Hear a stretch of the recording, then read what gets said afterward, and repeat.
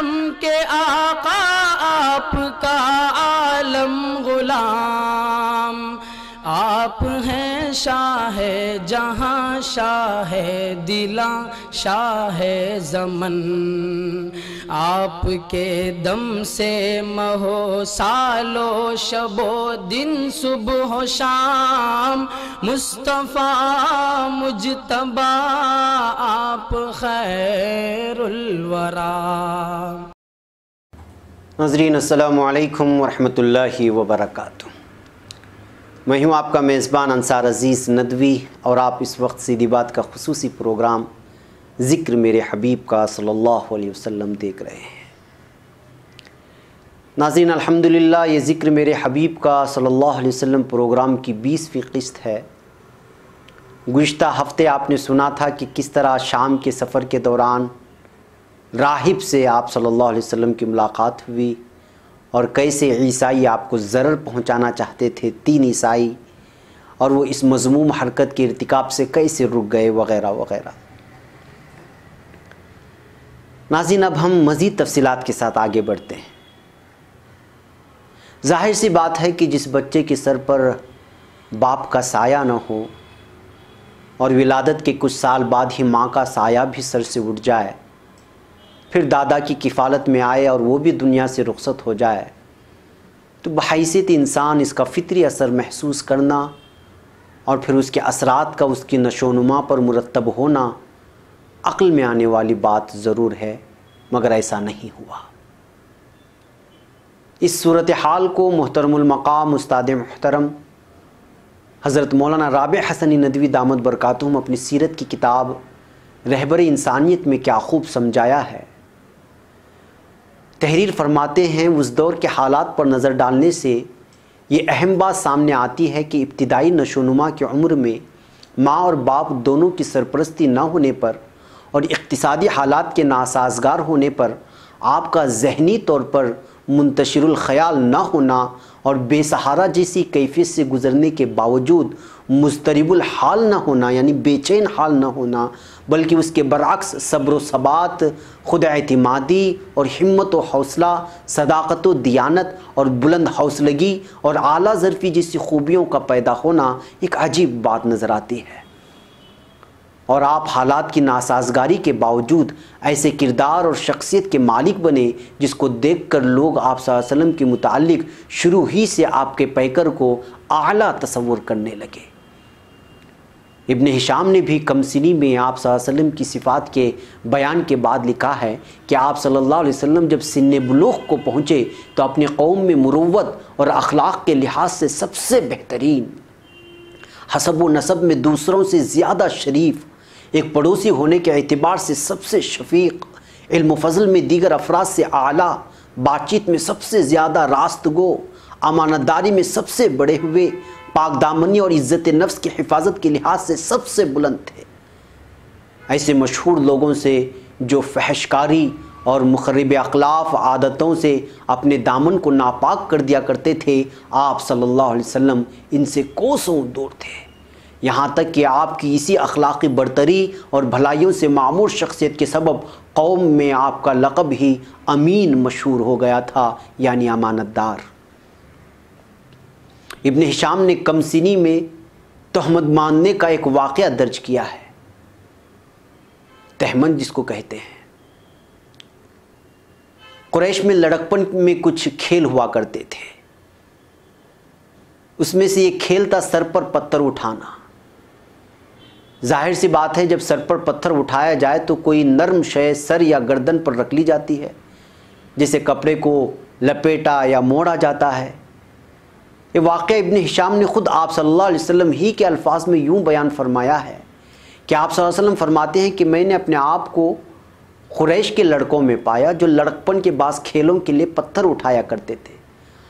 ہم میں سے ہر ایک برہنہ ہو گیا تھا، یعنی بے لباس ہو گیا تھا، اور اپنے تہمت کو موڑ کر اسے گردن پر رکھ لیا، یعنی اس وقت جو بھی لباس پہنے ہوئے تھے وہ اسے نکال کر گردن پر رکھ لیا تاکہ اس پر پتھر اٹھائے۔ میں بھی ان کے ساتھ ایسا ہی کرنے والا تھا کہ ایک کسی نے مجھے ایک مکہ مارا جو تکلیف دہ نہیں تھا۔ پھر آواز آئی شد علیک ازارک، یعنی اپنا تہمت باندھ لے۔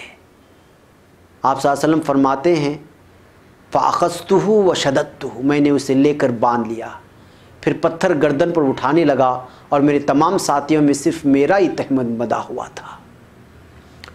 رہبر انسانیت میں آپ کے اعلیٰ ترین صفات کو بیان کرتے ہوئے حضرت مولانا رابع حسنی ندوی دامت برکاتہم تحریر فرماتے ہیں کہ آپ کے ظاہر و باطن کو اللہ تعالیٰ نے سب انسانوں کے مقابلے میں زیادہ مضبوط بنایا تھا، اور آپ صلی اللہ علیہ وسلم کی بلند صفات آپ صلی اللہ علیہ وسلم کی پیدائش کے وقت سے ہی تھی۔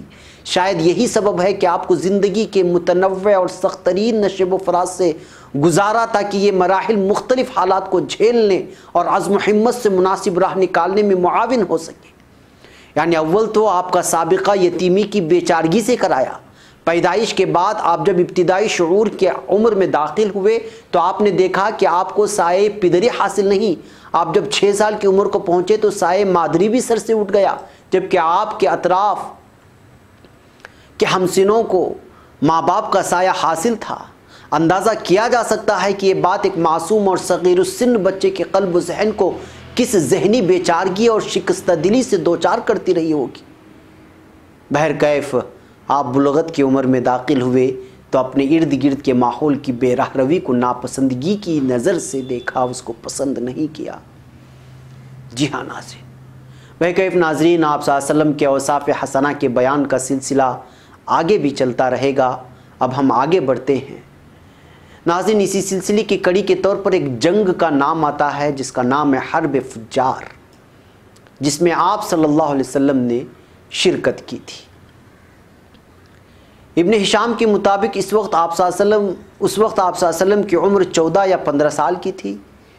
اس وقت قبیلے قریش اور بنی قیس عیلان نامی 2 قبیلوں میں جنگ چھڑ گئی تھی، قریش میں اور بنی قیس عیلان میں۔ دراصل اس جنگ کی اہم وجہ یہ بنی تھی کہ حرمت والے مہینے میں البراز نامی ایک شخص کو قتل کر دیا تھا۔ سیرت النبی صلی اللہ علیہ وسلم میں درج ہے کہ یہ لڑائی قریش اور قیس کے قبیلے میں ہوئی تھی۔ قریش کے تمام خاندانوں نے اس معرکے میں اپنے اپنے الگ فوجیں منظم کر رکھی تھی۔ آل ہاشم کے علمبردار زبیر بن عبد المطلب تھے، اور اسی صف میں جناب رسول اکرم صلی اللہ علیہ وسلم بھی شریک تھے۔ یہ معرکہ بڑا ہی شدید قسم کا تھا۔ پہلے تو قیس قبیلے نے غلبہ حاصل کیا، پھر بعد میں قریش غالب آ گئے، بالآخر صلح پر یہ معرکہ اختتام کو پہنچا۔ اس لڑائی میں قریش کا رئیس اور سپہ سالار اعظم حرب ابن امیہ تھا، جو ابو سفیان کا باپ اور امیر معاویہ کا دادا تھا۔ حرب ابن امیہ جس کا نام تھا۔ چونکہ قریش اس جنگ میں برسر حق تھے اور خاندان کے ننگ و نام کا معاملہ بھی تھا، اس لیے رسول اکرم صلی اللہ علیہ وسلم نے بھی شرکت فرمائی، مگر آپ صلی اللہ علیہ وسلم نے کسی پر ہاتھ نہیں اٹھایا اس جنگ میں۔ ابن ہشام نے تحریر نقل کی ہے جس کا ترجمہ ہے، یعنی میں اپنے چچاؤں کو تیر دیتا جاتا تھا جو دشمنوں کی جانب سے آتے تھے، یعنی جب دشمن تیر مارتے تھے اسی تیر کو اٹھا اٹھا کر کے آپ صلی اللہ علیہ وسلم اپنے چچاؤں کو دیتے تھے۔